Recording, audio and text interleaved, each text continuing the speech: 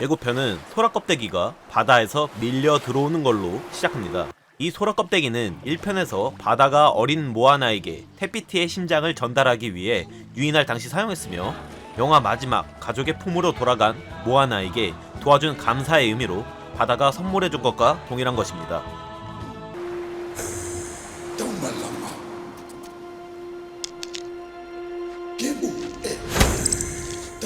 떠밀려온 소라 껍데기로 이사하기 위해 부실 공사인지 아닌지 확인차 두드려보는 소라게. 뒤이어 모아나의 노가 해변가에 꽂히게 되고,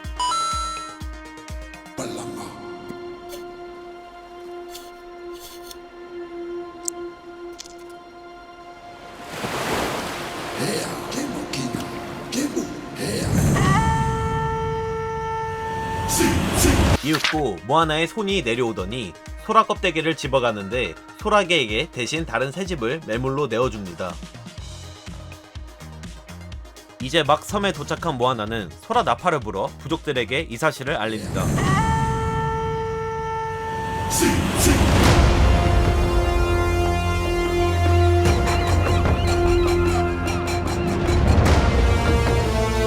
디즈니 로고가 나오고 수평선 너머로 갈매기 떼들이 날아가는데, 이제는 어른이 다 된 모아나, 그리고 마우이에게 배운 항해술로 능숙하게 항로를 찾아내는 모습도 보이고요. Okay, we go east to the lair of Damador, called wayfinding, princess. It's not just sails and knots. It's seeing where you're going in your mind, knowing where you are by knowing where you've been. You're measuring the stars, not giving the sky a high five.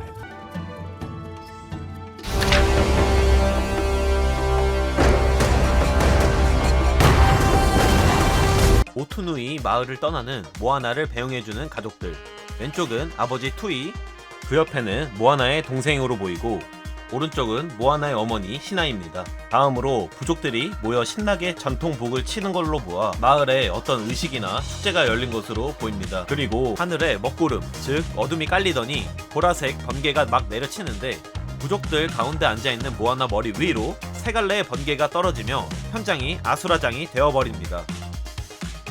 이 장면을 유심히 관찰해 보시면 모아나가 그릇에 담긴 무언가를 마시려는 중이고, 그녀 앞에 놓인 테이블이 번개를 맞고 박살나면서 그릇에 담긴 맑은 액체가 사방으로 튀는 것을 볼 수 있습니다.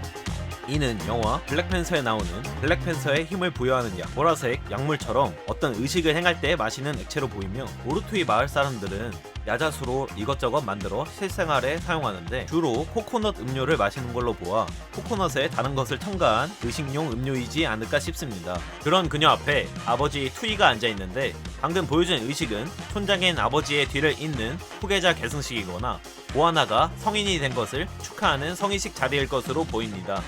마지막으로 아까 내려친 보랏빛이 나는 번개는 마우이가 창조의 여신 테피티의 심장을 가지고 도망칠 때 열받은 테피티가 땅과 불의 악마 테카가 되어 어둠을 이끌고 왔을 때 내리쳤던 보라색 번개와 일치합니다. 모아나에서 어둠은 곧 죽음이며 테피티의 심장을 노리는 이들이 몰고 오는 것으로 모든 섬에 생명을 빨아먹는다는 설정인데요. 아마 이번에도 역시 테피티의 심장을 노리는 적들이 생겨 어둠이 몰려오는 것으로 생각됩니다.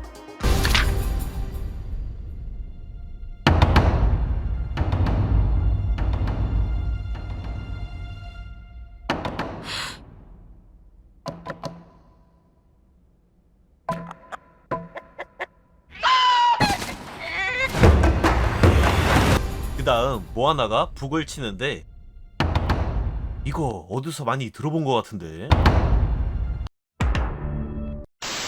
아무튼 모아나는 1편에서 돌아가신 할머니가 알려준 비밀동굴로 들어가 북을 치는데, 선조들의 기억이 답변이 되어 돌아온 1편과는 다르게 이번엔 선조들의 대답이 아니라 어딘가 많이 모자라 보이지만 착한 닭 헤이헤이가 머리를 박아대는 소리만 들릴 뿐입니다.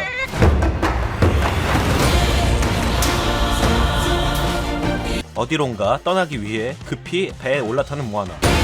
This is a call from the ancestors. 오르투이 마을 암초를 넘어 넓은 대양으로 나가는 모아나 일행들. 이때 구성원은 총 6명인 걸 알 수 있습니다.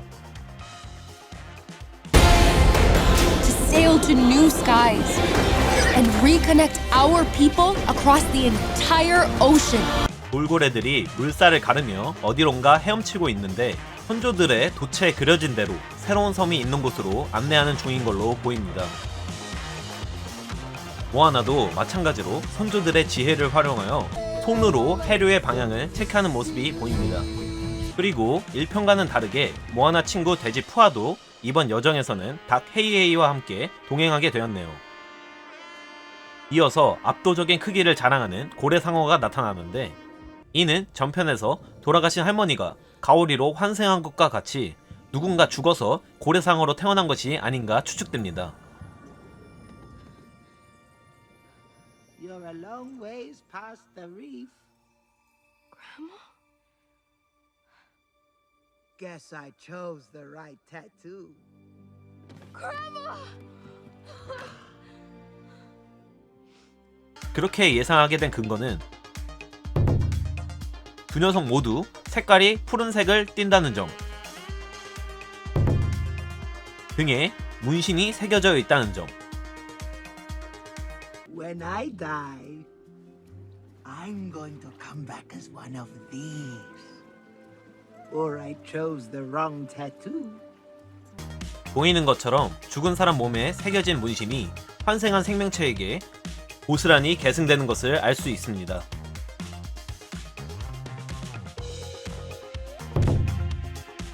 모아나 아버지 투이는 젊은 시절 단짝 친구와 함께 암초 바깥으로 놀러 나갔다가 휘몰아치는 파도에 휩쓸려 자신의 단짝 친구가 물에 가라앉아 사망하고 마는데요. 이 편에서 물에 빠져 수장당하게 된 친구가 환생해서 고래 상어가 되어 나타나 모아나를 도와주게 된다면 개연성과 감동을 모두 챙길 수 있을 것으로 보입니다.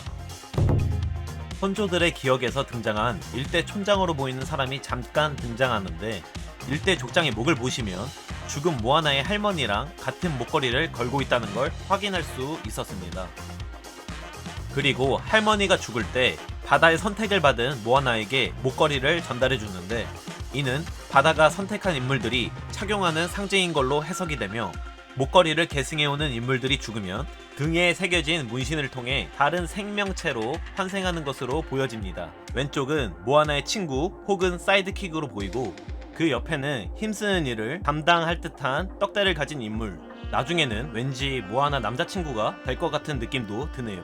마지막으로 모아나 오른쪽에는 백발의 노인이 있는데 아마 다양한 경험을 바탕으로 쌓아온 지식과 지혜로 모아나에게 조언을 해줄 인물일 것으로 예상됩니다.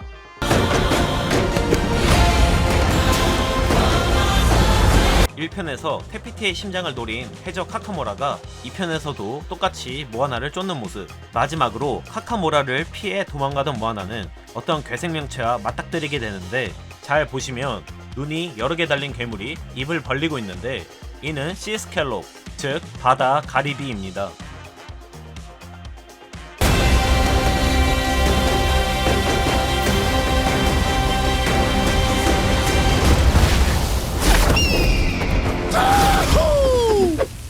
Maui? Boat snack! Oh! Boat snack upgrade? Bacon and eggs? Why didn't you bring the pig last time?